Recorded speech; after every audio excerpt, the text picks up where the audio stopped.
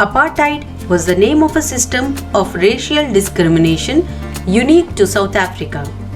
The white Europeans imposed this system on South Africa.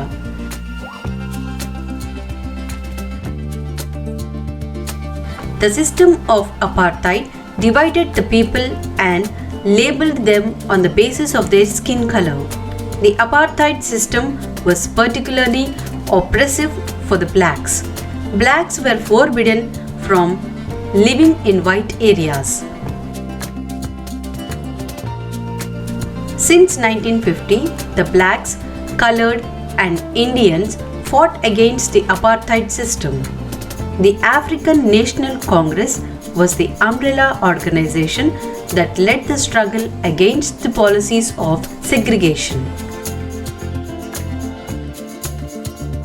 On 26 April 1994, the new national flag of Republic of South Africa was unfurled, marking the newly born democracy in the world. The apartheid government came to an end, paving way for the formation of a multiracial government. This constitution gave to its citizens the most extensive rights available in any country. The preamble to the South African Constitution sums up this spirit. The South African Constitution inspires democrats all over the world. In 1928, Motilal Nehru and 8 other Congress leaders drafted a constitution for India.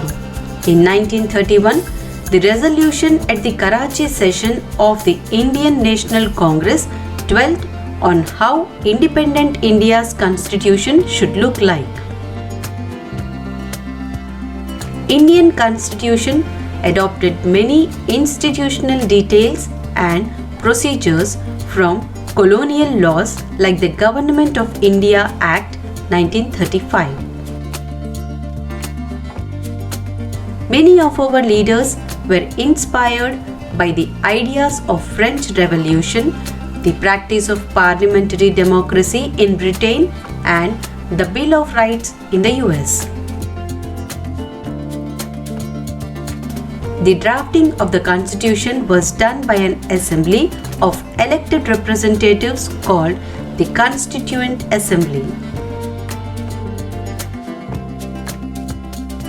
The Assembly adopted the Constitution on 26 November 1949, but it came into effect on 26 January 1950.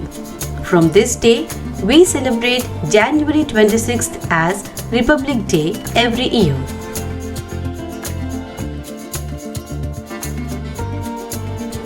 The experience of our Constitution is different. Over the last half a century, several groups have questioned some provisions of the Constitution. No large social group or political party has ever questioned the legitimacy of the Constitution itself. This is an unusual achievement for any constitution. A drafting committee chaired by Dr. B.R. Ambedkar prepared a draft constitution for discussion. Every document presented and every word spoken in the Constituent Assembly has been recorded and preserved. These are called Constituent Assembly debates. These are used to interpret the meaning of the Constitution.